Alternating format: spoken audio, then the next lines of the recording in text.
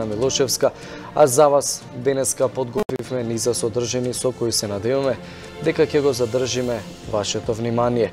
Како што е обичај, оставам на Елена да ги презентира денешните најави.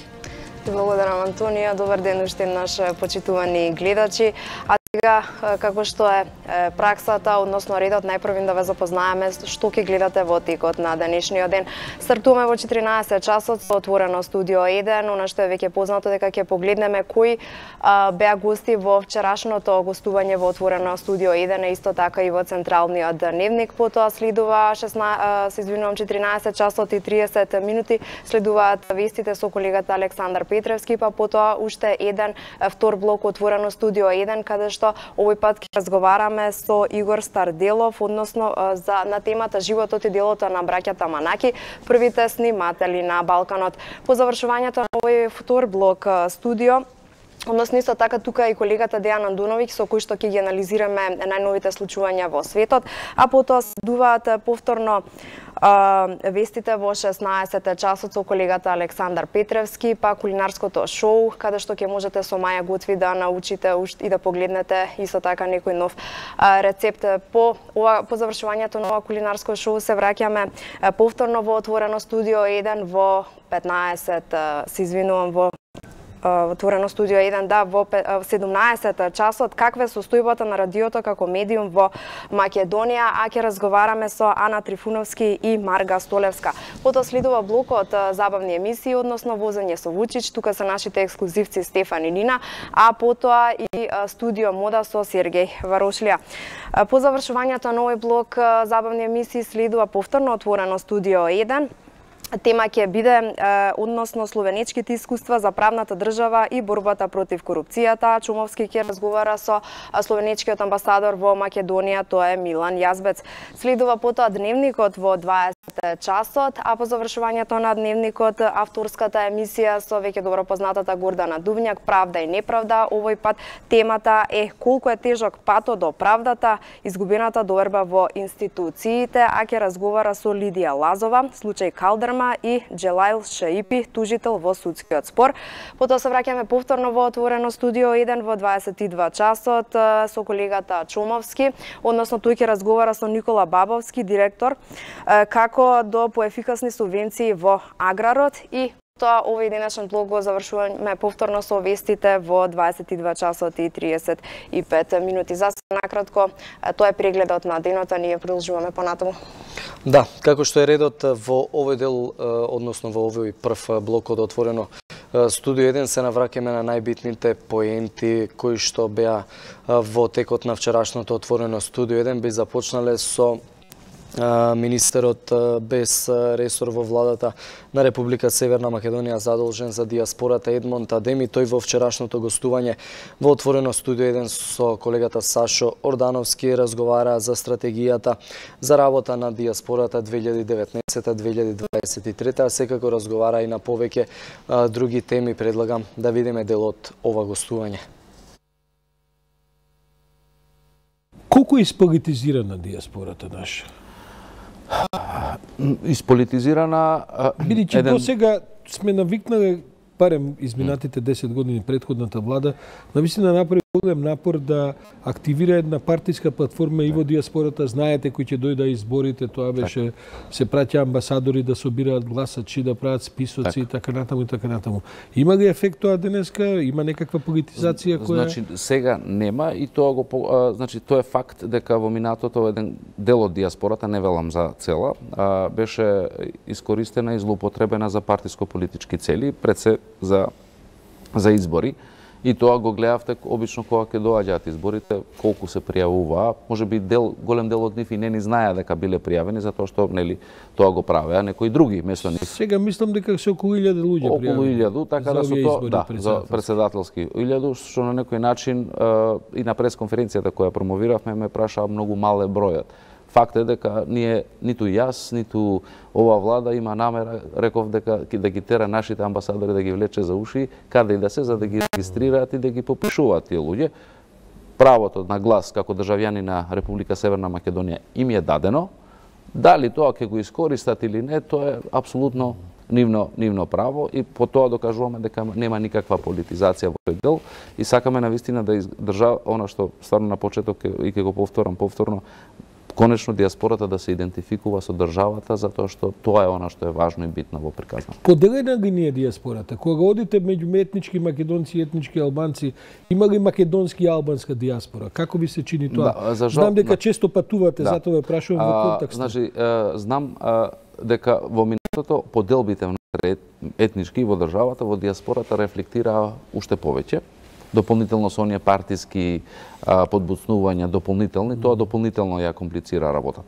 Морам да кажам дека за овие, скоро 2 години од кога сум на оваа позиција, имав прилика за прв пат после година и пол работа во Словенија минатиот пат во септември и сега пред месец дена во скандинавските земји Норвешка, Данска и Шведска, каде што на исто место беа седна на иста маса и македонци, и албанци, и турци, и власи, мислам дека имаше дел бошњаци кои се по потекло од Македонија, што за прв пат, јас сум навистина горд на тоа, затоа што тие луѓе навистина таму што се соочуваат реално со истите проблеми, независно дали е македонец или албанец.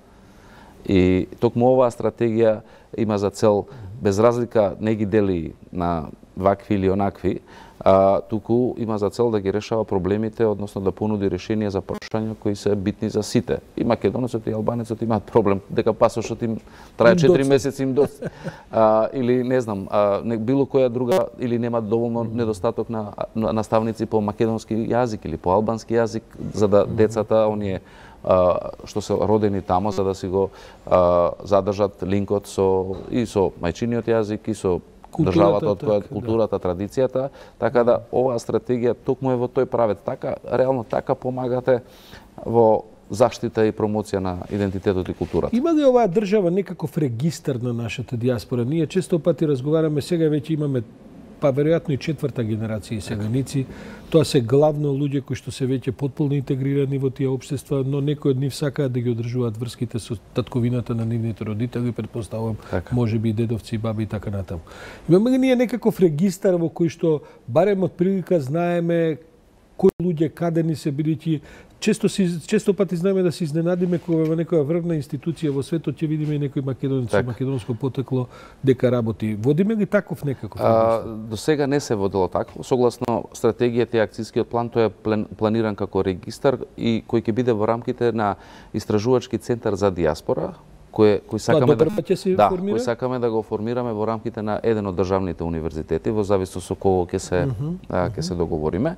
Се со цел за да имаме регистрација, односно регистар на сите наши луѓе кои се надвор, а се истакнати научници, истакнати уметници, професори. Јас знам неколку луѓе во смисол за кои не сме знаеле, а дека постојат, а уште помалку сме знаеле дека се таму кај што се. Например, во Малта дознав дека еден основач на Валета филм фестивалот е македонка која живее и омажена е таму, живее таму. Она е основач на... Стои за фестивалот. Стои за еден од тројцата основачи, она е еден од нив. Да речеме, во Рим имате доктор кој работи во папската болница. Македонец. Од Тетова.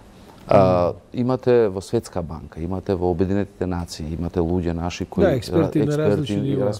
И тие луѓе не се идентификуваат можеби со ниедно од здруженијата, организациите во диаспората, меѓутоа се таму и ние како држава и како влада сметаме дека е битно да тие луѓе да ги знаеме кои се и верувам дека во одреден момент кога државата ќе има потреба по одредена област, поддршка, помош, совет, што и да е, мислам дека и тие се спремни да помогнат, да им се обратиме на тие луѓе за да може да се вклучат во тие процеси.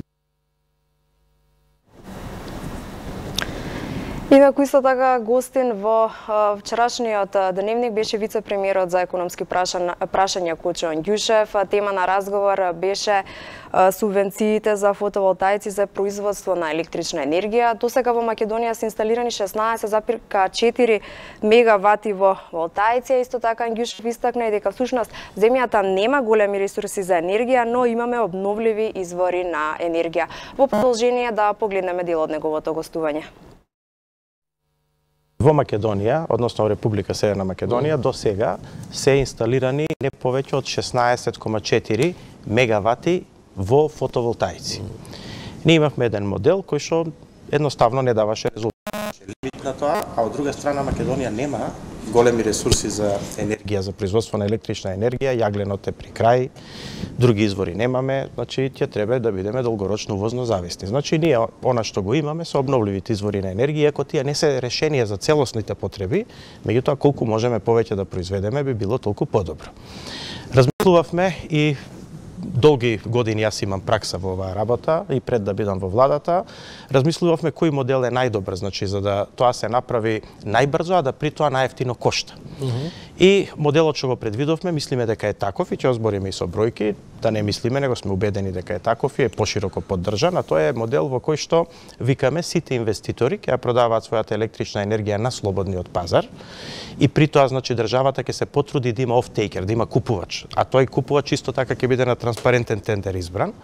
Многу е важно да сите овие кои што ќе прават фотоволтаични електрани ќе бидат на аукција, значи тендерски ќе бидат избрани и тоа ќе дадеме можност и на државно земјиште, каде што која е предноста? Предноста е што тие не треба бараат земјиште, но уште повеќе не треба да го урбанизираат тоа земјиште, пошто ние како држава ќе го направиме промена на урбанистички планови и така натаму. Тоа ќе бидат субвенциите, во тоа се состојат? Ќе ви кажам како ние ќе ја намалиме вредноста на нивните инвестиции, односно нивното инвестирање ќе го намалиме, пошто ќе гледаме да им ги завршиме тие работи од два аспекта. Прво да ги завршиме за да немаат трошок, а второ да ги завршиме за побрзо да се имплементира, пошто ако ги оставите граѓаните сами додатни за административните лавиринти, тоа ќе трае.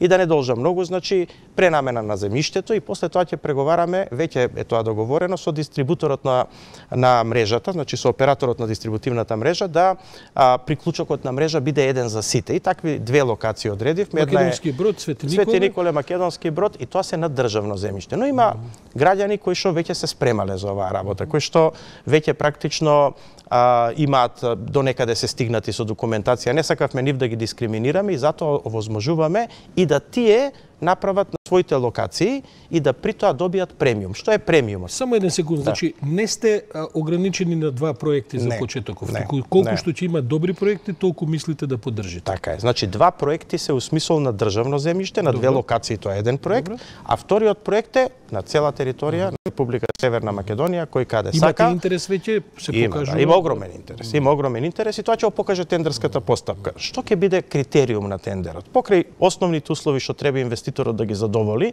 нели да има фирма што е ликвидна или ќе формира фирма што е ликвидна, може да биде физичко лице, не мора да биде правно лице, само треба да покаже бонитет, треба да покаже дека не е осудуван, оние што се класични услови од Законот за јавни набавки и критериум ќе биде премиум. Значи ние ќе речеме почнуваме од некоја вредност на премиум, да речеме на пример 15 евра по мегават час и за таа додадена локација кај државното земјиште, а во квотата што ќе одредиме за приватното земјиште, таму одредивме 27 мегавата, беше вчера тоа на прес, да не повторувам. Значи, сите што ќе влезат со поддавање во најниските квоти да бараат премиум, во тие ќе добијат, ќе бидат добитници на тие договори. Да поедноставиме, за да не одиме сега во речиси фидинг тарифи и така натаму, нашите гледачи свек, а вклучително и јас не ги разбираме доколку сите тие теми. Но во принцип велите ќе бидат 3-4 милиони евра годишно, планирате наредните 15 на години тоа да го правите. Тоа се некои 5-60 милиони. Опозицијата на тоа вели вака: што ќе биде користа на крајниот потрошувач на сметката на струјата со овие субвенции, кога сите ќе треба овие 60 милиони од свој џеб да ги платиме во буџетот, кој вие потоа ќе ги дадете некому да сепак прави профит од тоа. Ај сега да тргнеме од тоа која е моменталната ситуација. Барем у економијата е лесно, со бројки се збори, така? Значи, моментално ние имаме изградено во државата 16,4 за полесна математика 17 мегавати. Планирате до 200 да стигне до 21 Сега кажеме моменталната ситуација. Добро. Тие 17 мегавати моментално се плаќаат од страна на МЕПСО, повторно од граѓаните. Сите тоа го плаќаат преку своите сметки за струја. 3 милиона и 60 илјади евра. Годишно. Годишно. За 17 мегавата. Ние сега викам, или ако сакате вкупната слика, сите обновливи извори во Република Северна Македонија, кај што најголем капацитет е ветерните електрани во Богданци на Елем, произведуваат 300 гигават часови и тоа граѓаните во Република Северна Македонија денеска ги кошта 19 милиона евра годишно. Добро. Моделот кој што ние го предлагаме и кој што сме убедени дека ќе успее и дека е добар и пошто успеал низ цел свет, е модел во кој што ќе се направат 200 мегавати, ќе произведуваат исто 300 гигават часови годишно, колку сега сите обновливи заедно што до сега произведуваат и ќе коштаат 3 милиона. Па еве не е тешко да ја направиме математиката. Сака да кажете Ако тие 300 ГВХ до сега коштаат 19 милиона, сега 300 ГВХ ќе коштаат 3 милиона. Видете, добро е да има дебата, секако е добро да се дискутира по тоа прашање, но она што е важно е дебатата и критиките да бидат издржани. Во економијата е секогаш важно да се зборува со бројки. Мене ми е жал што малце капацитет има во државава и мислам дека со опозицијата треба да има малце повеќе дебата околу овие работи, но има една друга важна работа во ова сето. Јас сум спремен да дебатирам секој ден. Да, тоа сепак ќе треба да го направите со стручњаци од другата страна. Но она што сакам да ви го кажам, што е многу важно. Предходно, за овие 17 мегавата, кој одредуваше дали вие можете да градите? Регулаторна комисија. Да. Па ќе дојде. Знаете колку граѓани има во нашава држава со спремни проекти што не добиле шанса да градат? Сега вие ова го најавувате како релативно едноставна постапка. Наједноставна. И најтранспарентна. Така, значи колку ќе трае тоа целото, да речеме од почетокот на иницијативата, се во прашање се месеци или вака, значи таму каде што е урбанизирано земјиштето, каде што државата ќе го даде земјиштето, тие ќе можат за 6 до 7 месеци да го имплементираат проектот.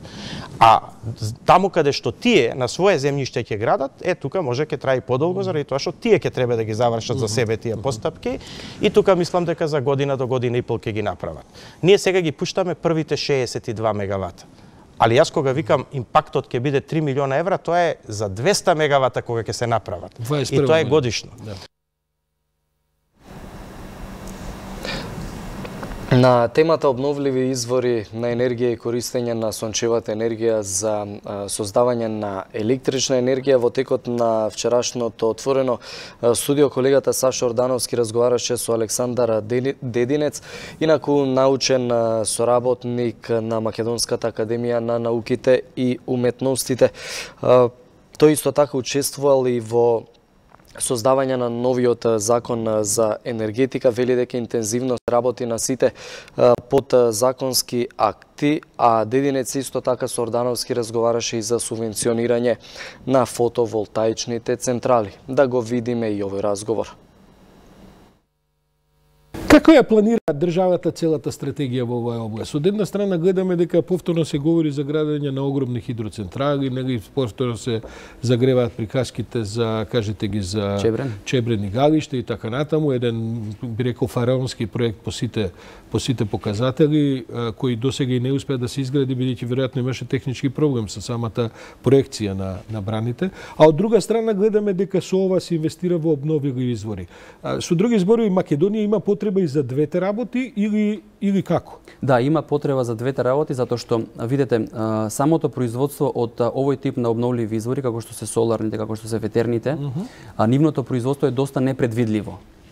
Тоа значи дека во одредено време од годината ги има или во одредено време во текот на денот има производство од нив или нема. Врз основа на тоа, потребно е и други електрани кои што ќе служат за балансирање, односно да го надополнат недостатокот кога имаме недостаток од соларни или ветерни електрани. Така да го спомнавте Чебрен. Чебрен е идеален проект кој што ќе овозможи уште поголем продор на обновливи извори на енергија, затоа што таа се планира во еден од да биде пумпно акумулациона реверзибилна електрана.